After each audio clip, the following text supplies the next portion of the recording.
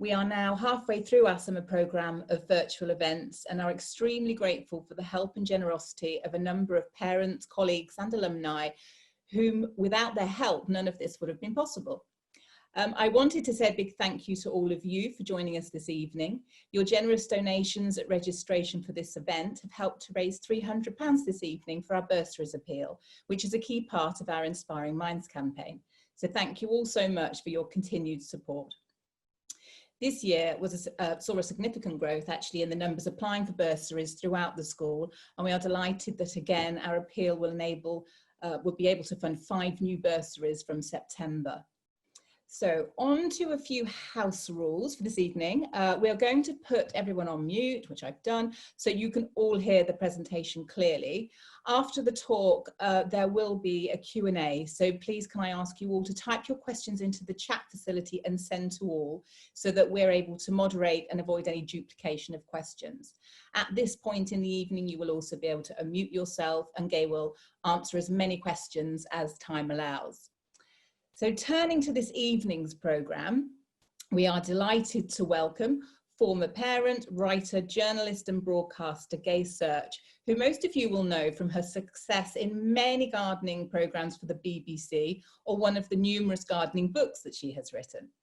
As part of our Latimer community, you may also know Gay for an array of evening classes she voluntarily organises for parents and our alumni in support of our bursaries appeal. But what you may not know about Gay is her family's involvement in one of the most notorious spy cases of the Cold War. Gay's memories of what happened from her unassuming family home in Ruislip when she was just 15 years old still remain very sharp. Gay, over to you. I'm unmuted.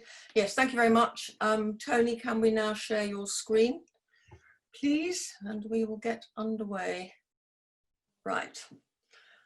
Okay, I'm going to take you back 60 years to November of 1960. I was 15. You can do the sums for yourself, but I'm actually 75 now. And this is me in the garden with my mum and dad in Ruislip. I was, as I say, 15. I was at school getting ready to do my mock GCEs, playing quite a lot of sport, trying unsuccessfully to have a social life. I have a brother, not in this picture, but you will see him later, Phil, who was 2 years older, at the same school, getting ready for mock A-levels, playing a lot of sport and succeeding in having a social life. Dad, in the middle, Bill, wasn't a liaison engineer. He worked for Lucas Gas Turbines and he liaised with the aircraft engine industry that we had then, de Havilland, Hawker, Rolls-Royce and so on, and he travelled a lot. He certainly wasn't 9 to 5 and he was often away. And Mum did everything else, not only cooking, cleaning, sewing, she upholstered, she decorated, she gardened, she laid bricks. But at that age, her primary role seemed to me to be to stop me having a social life. Anyway, November the 4th, the afternoon, Mum got a phone call from PC Puddicombe, the local bobby who lived at the top of our little close. Would she please ring Superintendent Smith of Special Branch at Scotland Yard? And of course, everybody in those days knew the number of Scotland Yard. It was on all the television police things, Whitehall 1212. So she rang, got through to Superintendent Smith, who said 2 of his colleagues from the security services wanted to come and talk to us that evening. Would we all be in? So we lived in Ruislip, which was a suburb of London out to the northwest.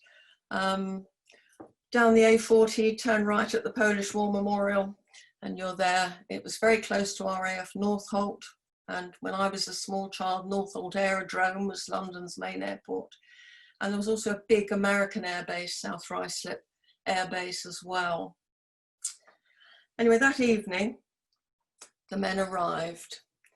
And the reason for their visit was they'd become interested in a man who they knew came to our neck of the woods regularly, at least once a month, sometimes more often, on a Friday. And he parked his car at the far end of the footpath, which came out by the bottom of our garden. And they showed us a photograph. This was the man. had we seen him? Unfortunately, we hadn't, or I hadn't. Well, none of us had, but it was particularly disappointing because it would have been quite exciting to have said, yes, I've seen him, but I hadn't. But they said, we know he's here. His car is parked in the usual place. So what they knew, and of course what they didn't tell us, was that top secret documents, drawings, information from this, the Underwater Weapons Research Establishment of Portland in Dorset, were finding their way to Moscow. And they knew this because they had a mole in Polish security, a high-ranking officer called Mikhail Golonevsky. Now, Michael was a very busy boy. Not only did he have the day job, he was also an agent for the KGB. And from March 1960, he'd been recruited by the CIA and by MI6. And interestingly, his CIA code name was Sniper, but his MI6 code name was Lavinia. And Lavinia, Sniper, Michael, pointed the finger at this man, Harry Houghton.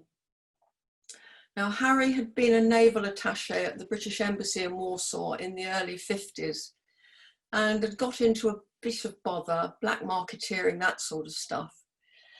And his marriage was falling apart. He was drinking heavily. His wife, soon to be ex-wife, was so concerned about his activities that she actually went to the security services and said she thought something odd was going on. But they simply dismissed her as a woman scorned and ignored it. Anyway, back in the UK, Harry was working at Portland at the Underwater Weapons Research Department station with Ethel G. This was his girlfriend, Ethel, known as Bunty G, who was the senior secretary in the drawings office. And they'd already got onto them and they bugged their house phone. Loads and pages and pages and pages of trivia at the National Records Office that you can read if you're so minded.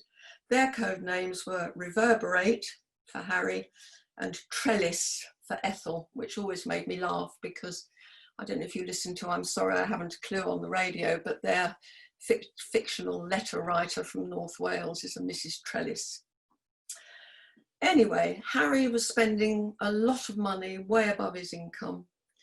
And what was happening was every first Friday in the month, after everyone had gone home, Ethel would remove documents from the filing cabinets. The next morning, she and Harry would take the train up to Waterloo. And outside the Old Vic, that spare patch of ground opposite the Old Vic Theatre, they would meet the man in the photograph.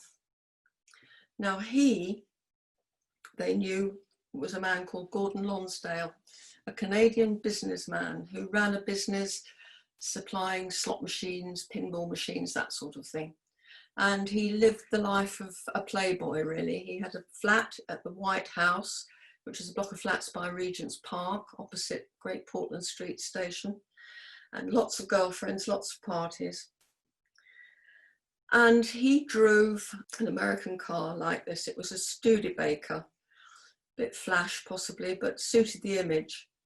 And of course, it made it quite easy to follow him when he left Waterloo and made his way down to Ruislip. And Lonsdale would park his car here. And of course, in those days, there were far, far fewer cars than there are now.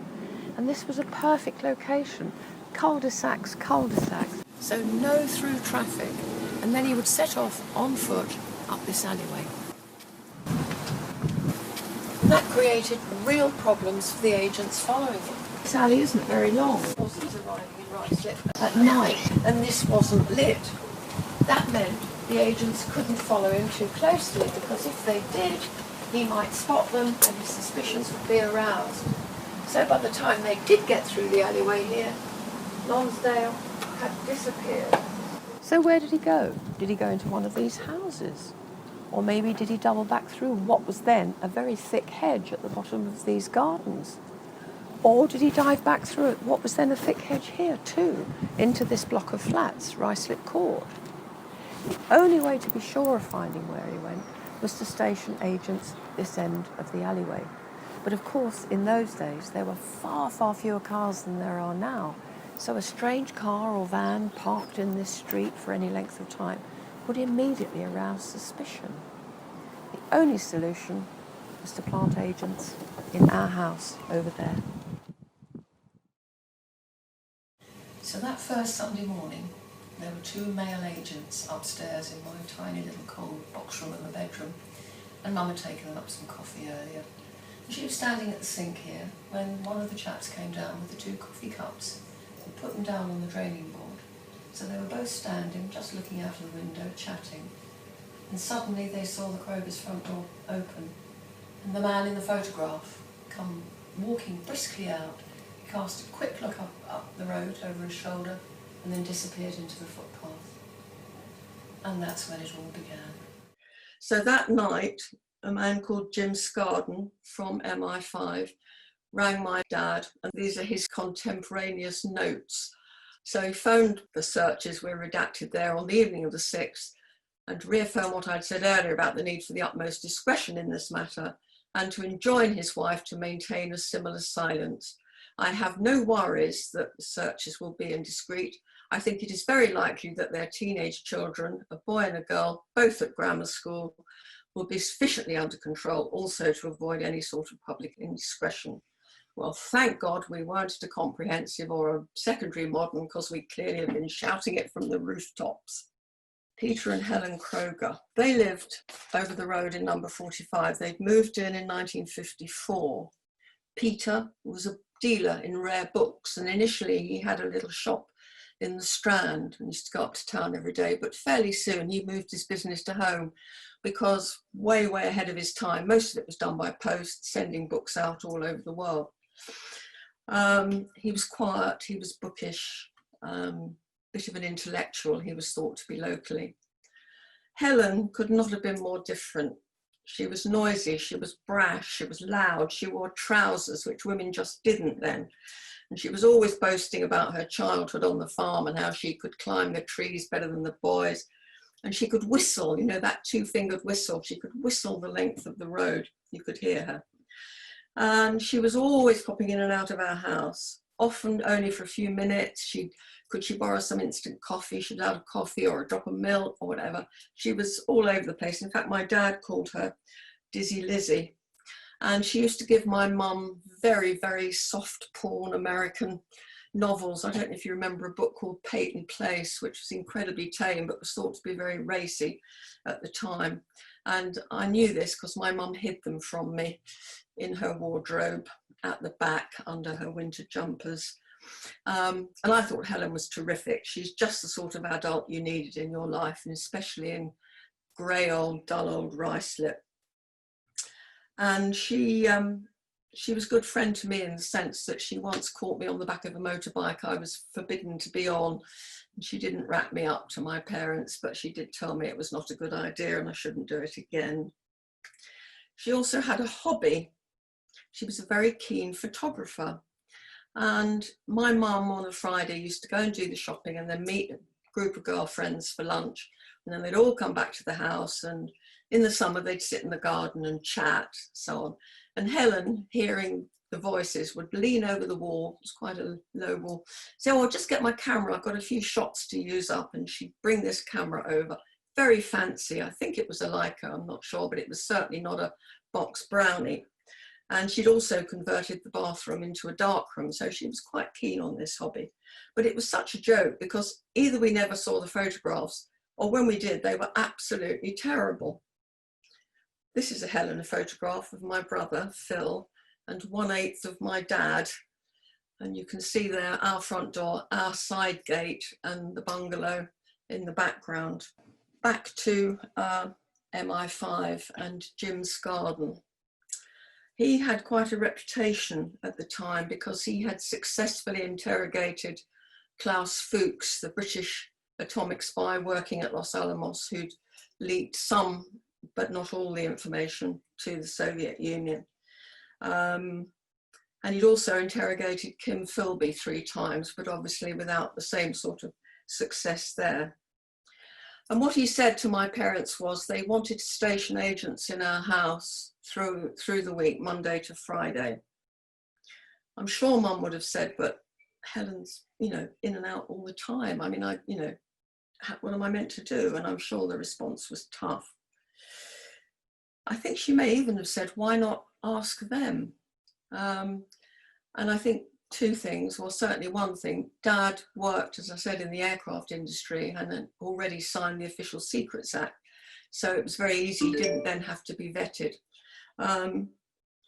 But there was a book written at the time, or shortly after, by a man called Rupert Allison. Nigel West was his pen name. He was actually the MP for Torquay, Rupert Allison, who was disgraced. And he said in his book that MI5 knew perfectly well where Lonsdale was going before they approached my family. And I was rather upset about this, so I wrote to him and got him to ring me, and he said, oh yeah, they absolutely knew.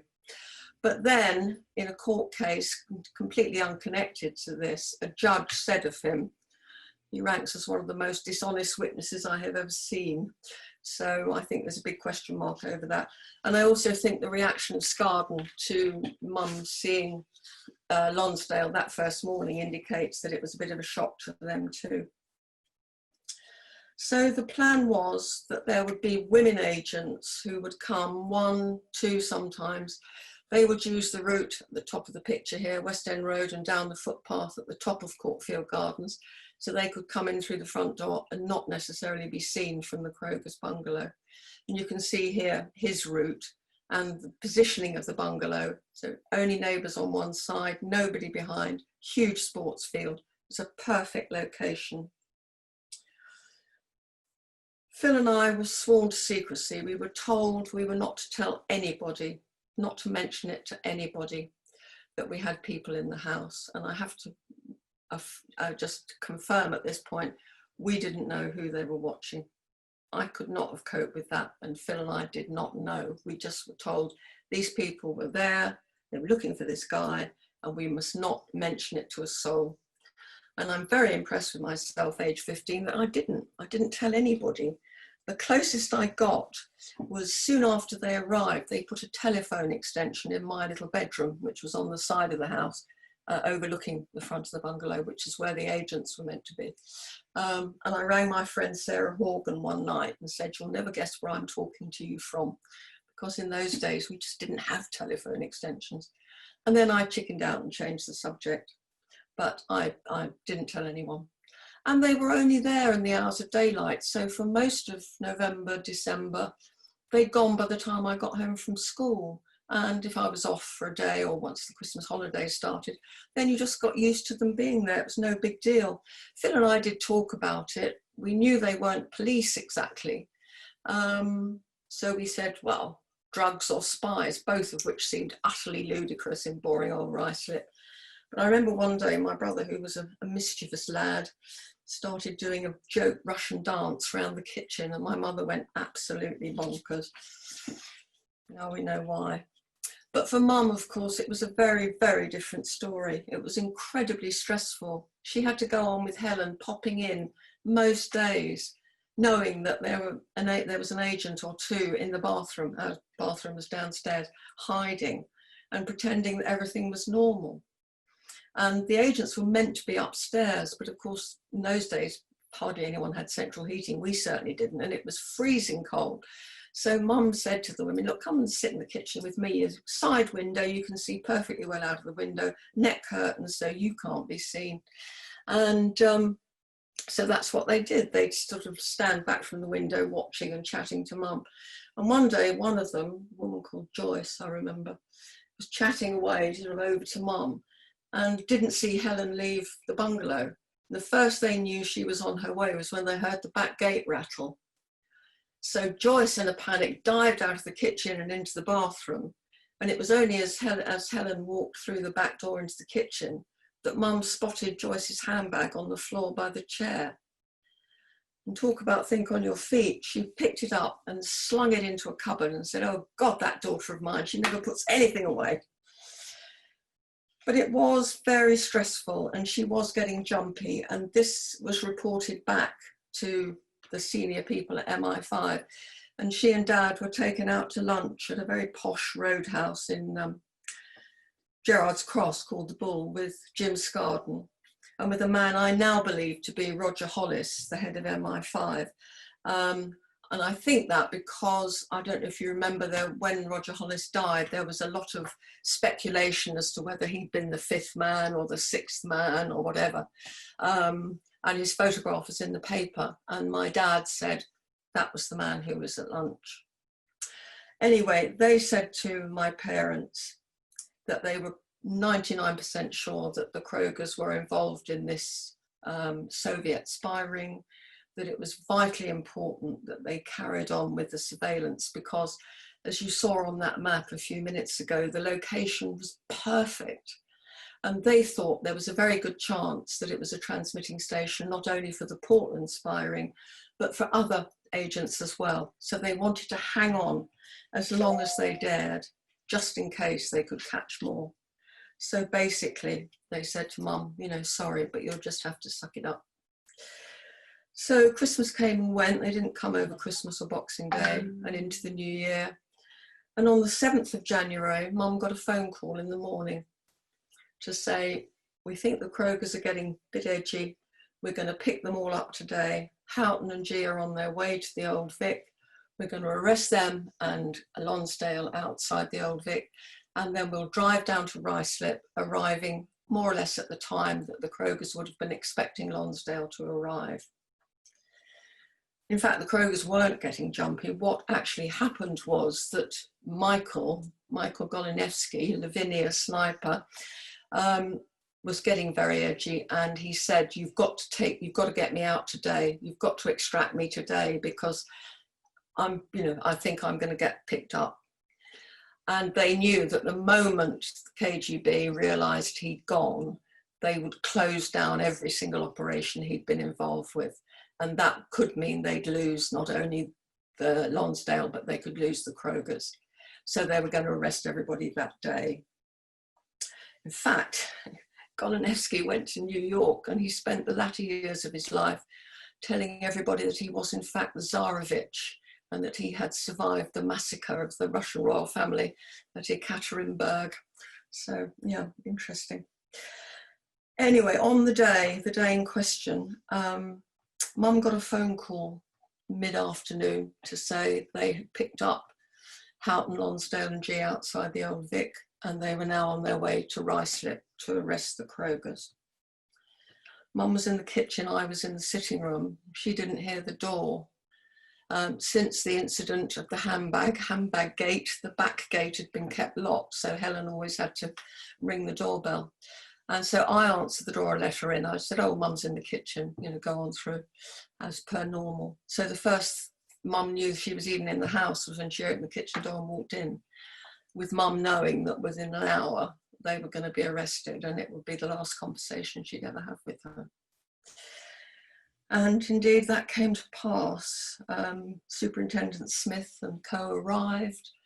They arrested the Krogers. Helen apparently asked if she could go and stoke the boiler as they may be away for some time. And he said, certainly, as long as you leave your handbag with us. And inside the handbag were letters in Russian, were microdots, all sorts of stuff. Anyway, that night, my brother came home late, about 10:30, and said, what's going on over the road? Why? All the lights are on, the doors are open, people walking in and out. Mum and Dad feigned ignorance, no idea what's going on. Well, this room was our dining room, and it was hardly used for that purpose, but Phil and I used to do our homework and revision in here. So on the Sunday morning, after the bit of excitement the night before that we really didn't know what it was, we were in here, Phil was sitting here, I was sitting there, revising, and light knock on the door, and it was Jim Scarden, the senior MI5 man who'd been running the operation. And he came in, he leaned against the sideboard there, and he said, you'll be very pleased to know you won't be seeing us again after today. Fine, okay, carried on working, not bothered. He said, yes, we arrested Mr. and Mrs. Kroger last night. What? You did what? I was a very dramatic child. I rushed upstairs, I collected everything she'd ever given me and threw it in the dustbin. And what I still don't really understand, and I've thought about it a lot, is I never for 1 second thought there'd been a mistake. I never thought this can't be right, not possible. I just accepted that it was true. No blinding insight or, oh, of course, now I understand. None of that. I just thought that's what it was. That was right. And then that afternoon, word got out Sunday afternoon that these arrests had been made. The press arrived on our doorstep, knocking on the door. What did we think? Party line was, no idea, extraordinary, can't imagine. And had we got photographs of them? And of course we hadn't. For all Helen taking photographs of us or bits of us, of course we had none of them. She was never the other side of the lens. So the trial began at the Old Bailey on the 13th of March, which was very quick, really. These things normally take a long time to prepare. And it was taken very, very seriously indeed because of all the security disasters there have been. It was thought very important that the British security services got this one right. The prosecution was led by Sir Reginald Manningham-Buller, who was the Attorney General. In fact, his daughter, Eliza Manningham-Buller, became head of MI5 some years later, which is ironic, where she was known as Eliza Bullying Manor. Mum was told she wouldn't be called or named, but on day 2 of the trial, one of the Kroger's QC questioned where Mr. I, the agent in the dock, had observed them from. And in fact, this was the first time anybody from MI5 had appeared in a court case. So this was a historic moment too. And Mr. I said to the judge, could I draw you a map, Your Honour?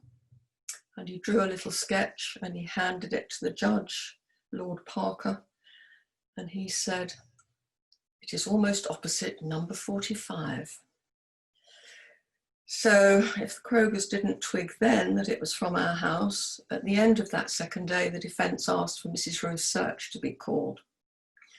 MI5 were furious. The idea was immediately squashed. Mum didn't have to go and give evidence, but the damage was done.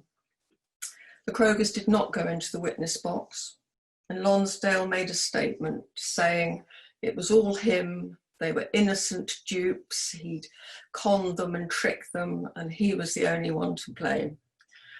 But the amount of evidence found in the bungalow, this is a talcum powder tin with a little compartment for microfilm. It's now in Scotland Yard's Black Museum. The Ronson lighter, similarly with hidden cavities. There were transmitters. There was one under the kitchen floor. And over the years, my dad carried on living in the house. Whenever anybody did any renovations on the bungalow when it changed hands, they'd inevitably turn up yet another transmitter. And there was a letter in Russian, the one that I mentioned in Helen's handbag from Lonsdale to his wife. The jury obviously didn't believe Lonsdale's story for a second. They were all found guilty. And these were the sentences. It always seemed to me to be a bit odd that Houghton and G, who were the traitors who'd sold out their country for money, got the lightest sentence. But apparently a strong message needed to be sent to the Russians. And after the verdict, Superintendent Smith went into the witness box, the window box, that's gardening creeping into the witness box, and revealed from fingerprints that Peter and Helen Kroger are in fact not Peter and Helen Kroger. They were Lona and Morris Cohen, and they were American, not Canadian, as they'd always claimed. And their story is really quite interesting. A few years ago, a book came out called Operation Whisper, written by an American journalist called Barnes Carr, which always makes me laugh. It sounds like our local minicab firm fallen on hard times. Anyway, Barnes Carr wrote the whole story of Morris and Lona. And although his version of what happened in Ruislip was so wrong, I can't begin to tell you. I think his stuff in America is much more accurate because he did work on the same newspaper that Morris Peter had worked on at some point. His family were Ukrainian refugees, and he was a lifelong communist. He was openly communist. He was a youth organizer. He went to college on various scholarships, one of them football scholarship. He worked as a journalist. He maintained always his work recruiting for the Communist Party. And he fought in the Spanish Civil War on the side, obviously, of the Republicans.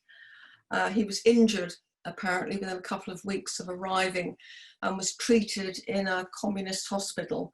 And it's thought that it's while he was in hospital, he was recruited by the NKVD, which was the forerunner of the KGB, to become an agent for the Soviet Union. Back in America, he met Lona, who was also a member of the Communist Party before she met Morris. They married in July 1941, but she didn't know when they married that he was actually a Soviet agent. And she then had to make a decision. And she said in the book, she's quoted as saying something along the lines, I chose to be not only an ordinary wife, but a spy wife as well. And in the 40s, Peter enlisted in the American Army and was away fighting in Europe. And Helen, Lona, became the chief courier. And extraordinarily, it was she who took the train down to Los Alamos and met eventually, after fairly worrying false starts, with Theodore Hall, Teddy Hall, who was an ideological physicist working on the atom bomb at Los Alamos. And it was he who smuggled the complete plans out and handed them to Helen Lona. And the story goes that she was at the railway station to get the train back to New York with these secrets in her bag when she saw that everybody boarding the train was being checked by security. So what she did was she went into the ladies. She had her pretext for going to the desert was she had a cold she couldn't get rid of and she needed the dry air. She had a big box of Kleenex. She emptied most of that out, put the documents in the bottom and put the Kleenex back on top. And then she went to the train, and good old Dizzy Lizzie to the fore. Oh Lord, where have I put my ticket? Fumble, fumble in the bag, pat, pat of the pockets, finally finds the ticket. In the meantime, she's handed the box of tissues to one of the agents who was searching the passengers. Found her ticket, showed her ticket, and then just as she took the tissues back, she sneezed, took a Kleenex from the box to wipe her nose, just took the back of the box back, which wasn't searched, and then got on the train back to New York with the atom bomb secrets in a Kleenex box. Their spy master in New York was Rudolph Abel, real name Willie Fisher, in fact. This is Mark Rylance as Rudolph Abel in the Tom Hanks film Bridge of Spies a couple of years ago. He won an Oscar for this performance. And it's a very good likeness, isn't it? Abel was arrested, as were the Rosenbergs, Ethel and Julius. They were tried eventually for treason and were both executed, both sent to the electric chair. At the time they were arrested, the FBI went for the Cohens. It broke down the door of their apartment. They had gone. There was still warm food on the table and they had taken nothing. They'd gone in the clothes they stood up in. And it's thought they made their way to California, then down into Mexico, and from there to Moscow, where they were then trained in spycraft. Eventually, in the early 50s, they were infiltrated back into Vienna. They had false ID documents of a couple called Peter and Helen Kroger, who were in fact New Zealanders who'd been killed in a car crash. And with those documents, they went to the New Zealand consulate and eventually wound up with passports. Came back to the UK in 1954. But for Mum, there was no real closure. Her trust in people had been damaged. How do you know anybody is who they say they are? How do you know anybody is for real? She'd been a friend to this ditzy Canadian hopeless woman who was always running out of stuff and who read soft porn and couldn't do anything practical for herself and all of that. And whoa, she's an operative in the KGB. So how can you trust anybody? And Helen needed access to our house. They were most vulnerable from us, and they needed to have the kind of relationship where she could just fly in and out almost daily and nobody think anything of it. And if anything odd did happen, if anybody did start asking questions, then surely my mum would have said, oh, somebody was asking about you the other day. And with hindsight, lots of things made sense. They bought a car when they arrived in Ruislip. They bought the identical model to my dad's, black Ford Consul with red leather seats. So anybody watching from a distance could never be quite sure who was in and who was out. And Helen had to get her British driving licence. And Dad used to take her out for spins in the car sometimes. And one Friday he came home early, very unusually for him. And she happened to be in the street. And he said, oh, do you fancy going for a run? We've got to Oxford, you know, just straight up the A40. So off they went. And they got back about an hour and a half, 2 hours later. And Peter came flying out of the house in absolute towering rage, the mildest, gentlest of men. Nobody had ever seen him in anything like that state before. He was absolutely furious with her. And of course, he thought she'd been picked up. Then in April 1964, Greville Wynne, businessman and British spy, who'd been arrested in Moscow, was swapped for Gordon Lonsdale. They finally admitted that he was one of theirs. He was Colonel Conon Molody of the KGB, who'd had a really interesting life. He was sent age 9 by the Russians to live with an aunt in California. And he lived there till he was 17. So his English, or his American English, was absolutely impeccable.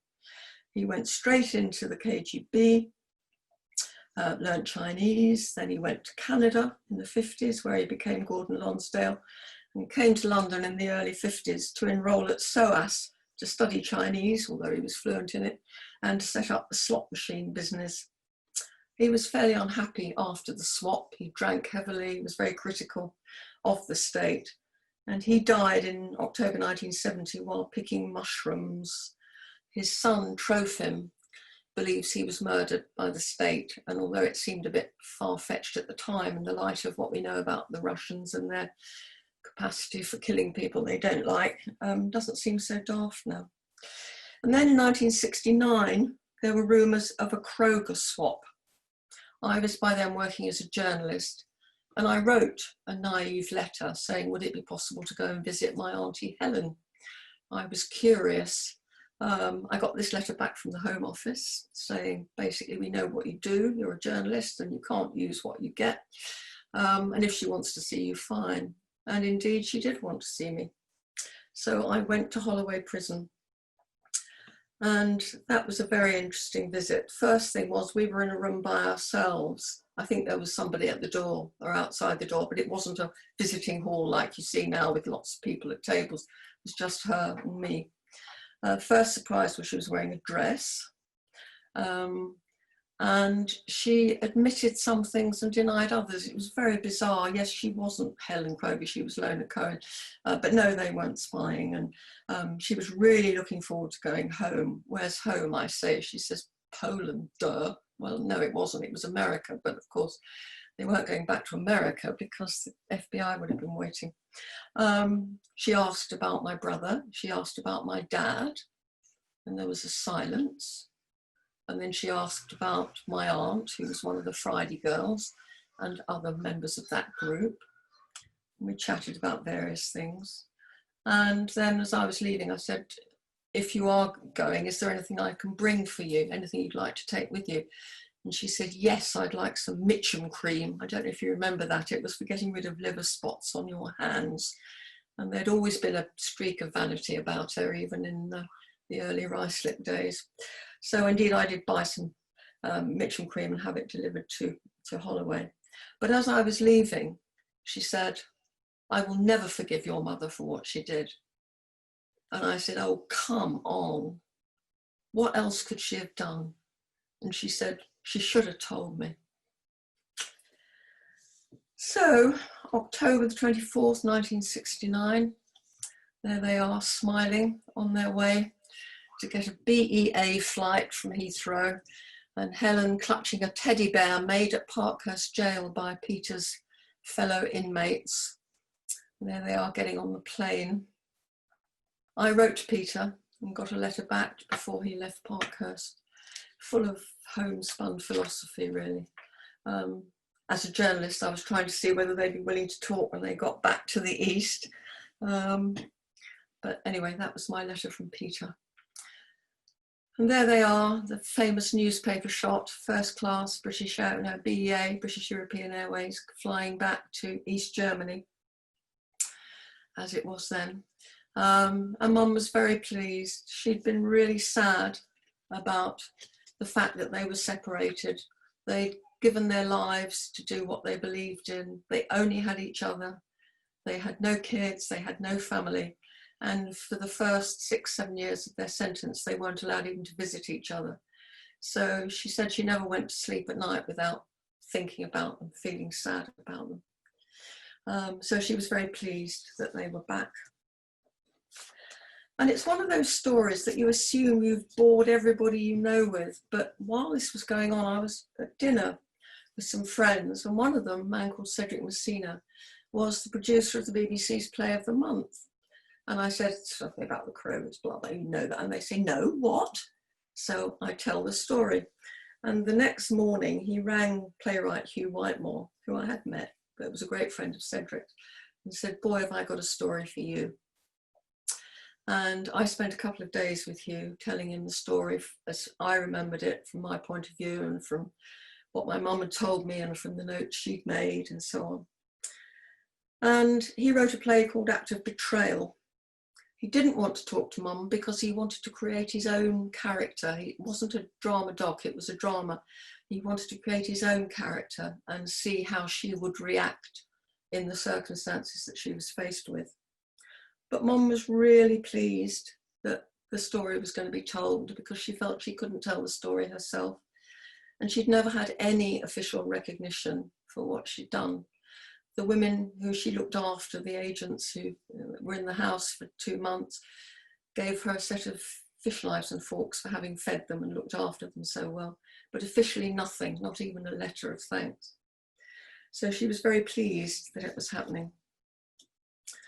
And then on October the 29th, she died in the kitchen, in the chair, of a massive heart attack.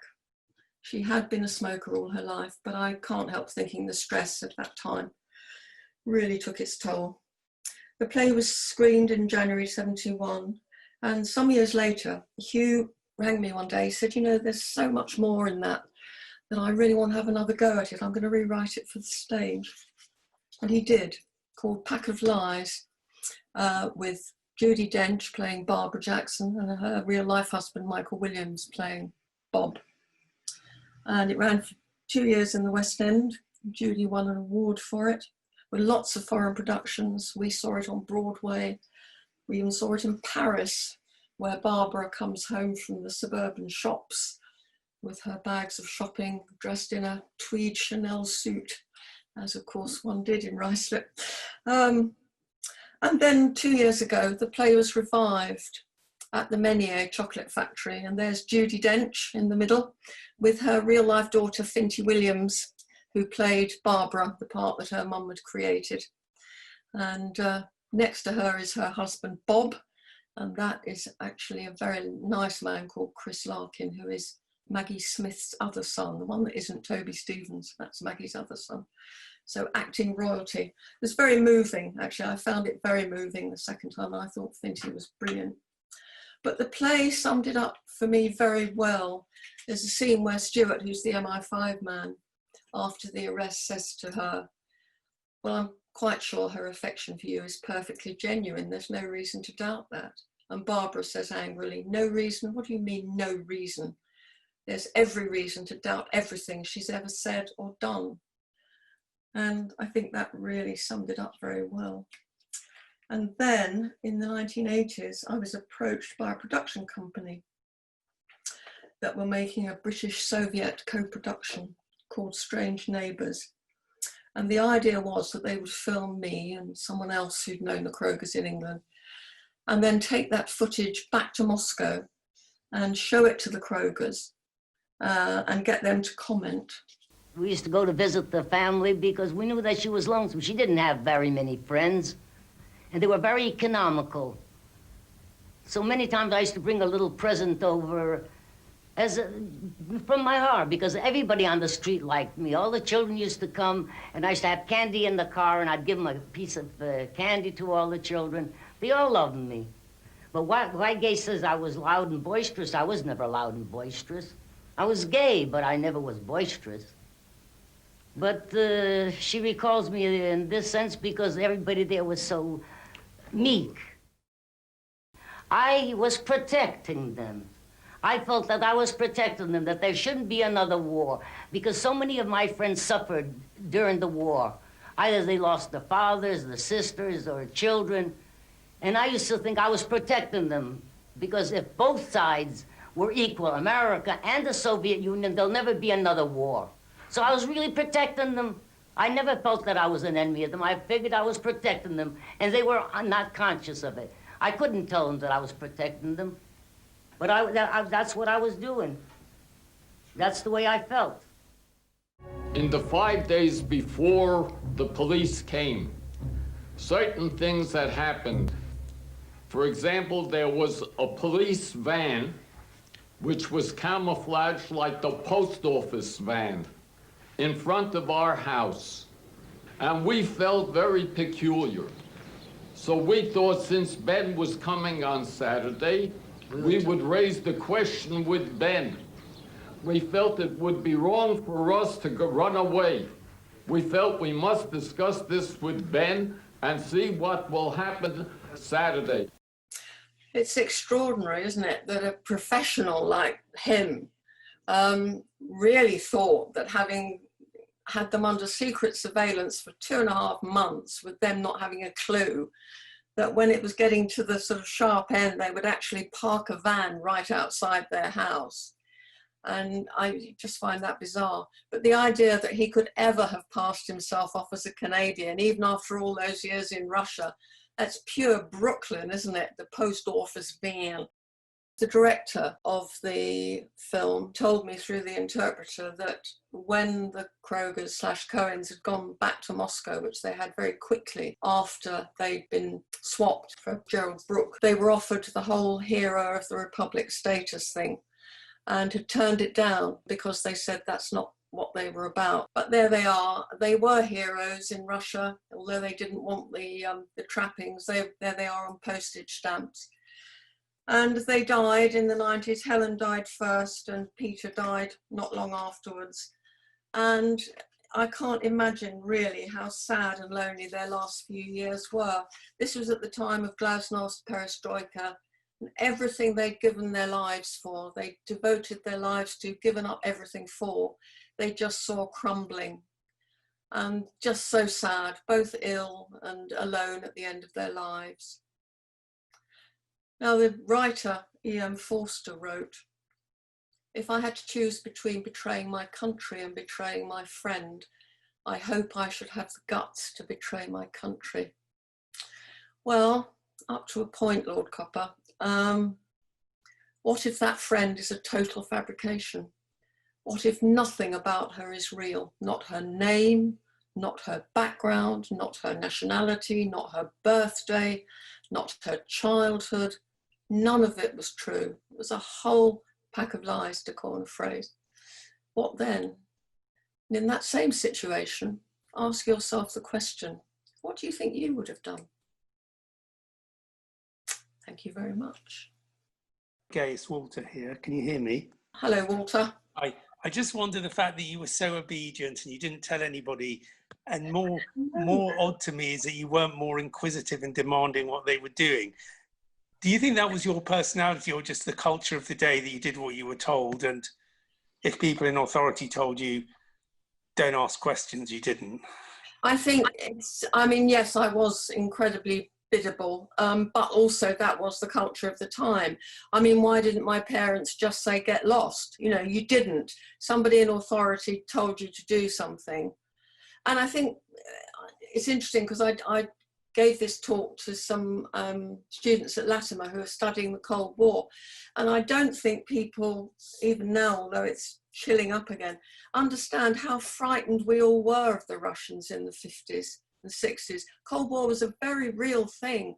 And, you know, you were frightened. And if somebody indicated that these really evil, wicked people were sort of out to get you, then you just did whatever you needed to do. So the answer to your question is both, I think, but probably more that was the culture and the mindset, really. Thanks. I think Keith's got a question. Would you like to unmute yourself, Keith? Who's Keith? Hi, it was really fascinating. Thank you very much. It's just that your mother, as they were, you showed a picture of them on the plane. You said that your mother was so pleased for them that they were reconciled after years apart, and they were now together. But she'd known them as under very false identities for a long time, in very sort of intimate domestic circumstances. Why was your mother so happy for them? I mean, I would have been furious. I don't think I'd have been forgiving at all. I'd have just felt the betrayal was a personal one, because I'd known people under false identities who were play acting all the time. Mm. Well, I suppose, Keith, saintliness runs in my family. That's all I can say. No, I mean, Mum did feel, I mean, it was a truly horrible situation, you know, for all the, what they'd done and the whole lying thing and all that. She, you know, she'd known this woman on a sort of daily basis, and, you know, Helen would go to Mum and moan and show, I'm feeling low and I'm blue and Peter's driving me and all that. So it was some and some, but the fact was that she knew that they only had each other in the world. And I think she felt really compassionate for them, knowing they were separated. I mean, she said to me, she often used to cry about it at night, thinking about them separated and things. She was a good woman. Thank you. We've got another question from A1 Mum. Sorry, that's me, Liz Brockman. Hello, Liz Brockman. A1 Mum indeed. Hello, Nigel. Hello. just to say, Gay, I mean, it's a really tough thing for you and your brother to have lived through. And after did it affect the relationship you had with your mum and dad, even if sort of briefly at the time or afterwards? Because, I mean, they were put under enormous pressure and stress, as you say, but you hadn't known what the facts were. And then, although they were betrayed, as it were, did you feel sort of slightly ill at ease with what had happened? And no, I mean, it's interesting. My relationship with my mother was like a lot of teenage daughters and mothers anyway. It was a bit tricky. But no, I mean, I've thought about it. Obviously, a lot of people often ask me, is that why you became a journalist, do you think? And no, I don't think so. I mean, I really don't know why I didn't immediately think, what the hell? What are you talking about? This can't be possible. Yeah. I don't even think I felt that I'd been stupid by not picking up on it. I just accepted it. And of course, when my mum died, I was only in my sort of early 20s. So we'd never really had a chance to come back together on the different sort of adult daughter and mother relationship, which is a sadness. And of course, my dad was never there. And like a lot of men of his generation, he thought the best way of helping Mum cope was never to talk about it. And it was only when he saw Pack of Lies, he said to me afterwards, I really only just realised what it must have been like for her. And I made a big mistake. You know, he realised he got that wrong. But, you know, that was what people did. You know, we won't talk about it, we'll just pretend it never happened and carry on, you know. So, yeah. Thank you. We've got a question from Mike Marriott. Yeah, thank you. Yeah. Hello, Mike. Okay? Yeah, hi. I just wanted to say I was brought up in Ickenham, went to Latin in the 60s, and somebody in my class lived in Ruislip, and we knew Ruislip was this scary place where spies were called. To bore you to death if you move to Ruislip. You have to be very careful of that. But you know, we moved on, and so I hadn't thought of the Krogers for 40, 50, 60 years. And it's absolutely wonderful that you've kind of told their story with great fluency and interest and entertainment. And I so admire that. But my actual question is, clearly they've been quite a big part of your life, haven't they? Unlike my life, where they just came in and went out. And I just wondered, do you ever kind of mind, or are you happy that this has been a kind of a key part of your identity? Do I mind? No, not really. I mean, for a long time, I didn't do anything about it. I mean, after I'd been to see her and the play happened and so on, I never wrote about it and didn't talk about it really. And then I started doing talks in another context, and I thought, I wonder if people would be interested in that. And of course, people of a certain generation do remember it because it was the first of the, you know, well, there was Burgess and MacLean and so on, and Klaus Fuchs, but it was the first sort of on domestic soil, somehow embedded in ordinary life kind of case that I think caught people's imaginations. But yeah, I mean, there was some talk when they made the documentary that they might take me to Moscow to meet them.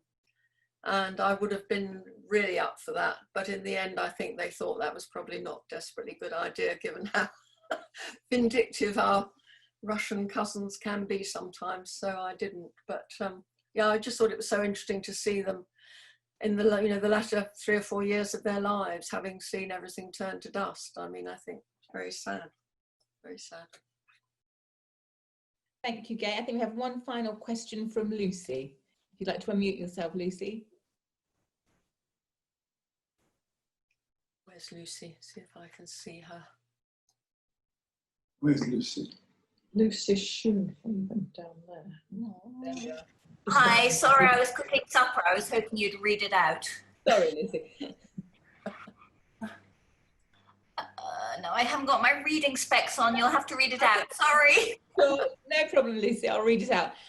Please, can you tell me how long they lived in the street before they were arrested, and how long was your house used as a stakeout before they were arrested? They lived in Ruislip from 54 to January the 7th, 61, when they left in a police car, and they were in our house from the 5th of November until the 5th of November 1960 to the 5th of January 1961, and Christmas Day and Boxing Day off. So yeah, they were there quite a while. Quite a while for my mum. Didn't affect me so much, but for my mum it was really tough. Yeah. One very final question, sorry, Gay, from Lizzie. Hello, Lizzie Search. Hi. One of my tribe. The question's actually from Jenny. I just wondered, obviously at the time you may not have had much idea of what was going on, and I wondered how long it's taken you to piece together all the information and get all that background that you've described today. Probably over the last 2 or 3 years, I suppose. As you may know, I've been doing talks on cruise ships, to my shame, and I thought this would be a very good talk to do there, because the demographic is sort of 70 plus on the whole. So I then did a bit more research. I got hold of Mr. Carr's book, which I found very, very interesting, especially the early stuff. But the stuff about Ruislip was unbelievable. He had almost SWAT teams in the street in Cranley Drive, you know, with guns and things. What? I mean, so wrong, just so wrong. But I'm hoping the American stuff is accurate. And there are other sources about the Kroger's involvement with the Rosenbergs and Colonel Abel and so on. So there's a lot of stuff out there, yeah. But it'd be interesting to know, there was some talk a while ago of trying to do a film looking at the whole kind of octopus of it all. I mentioned Lonsdale's son, Trofim, who's obviously sort of my age in Russia, who believes his father was murdered by the state. Lonsdale's son. And what happened to the Rosenberg boys, because they had 2 sons when their parents were electrocuted, you know, what happened to them, to piece that together. But I don't think it'll happen, but it would be very interesting. I mean, these things reverberate, don't they? And especially in the light of Salisbury, you know, the idea that somewhere in this country there aren't illegals, you know, people who've been put in place by the Russian state who may or may not be activated at some point. I mean, it just seems totally feasible again now. So, yeah. That's great. Thank you so much, Gay. That was fascinating. What an extraordinary story. I've absolutely no idea, like someone said earlier, how 2 teenagers going about their day-to-day life managed to keep such a huge secret for so long. You're impressed. I'm impressed. I'm amazed. Truly astonishing. Thank you. As Gay mentioned earlier, or as I mentioned earlier, beg your pardon, Gay organises a number of evening classes for Latimer, for the Latimer community, which can be found on our website. And this includes a new series of 10 online classes starting in September, led by Latimer's Head of History, Johnny White, on a history of London through its architecture. And if you can't wait until September, then why not join us tomorrow lunchtime when Johnny White will be looking at this exciting time when what history teaches rather than how it is taught is suddenly matters. And Johnny will focus on the slippery issue of what we mean by objective historical truth in his talk titled, Is Historical Truth a Fantasy?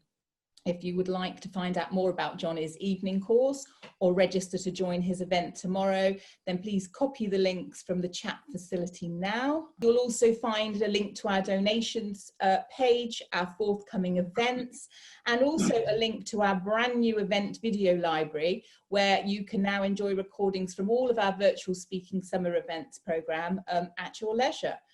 I think that's it from me. If you want to copy those links, please do so now before I close this meeting. Otherwise, thank you so much for joining us. Thank you, Gay, for sharing your incredible story. Tony, for your IT support this evening, and I hope to see you all very soon. Good night.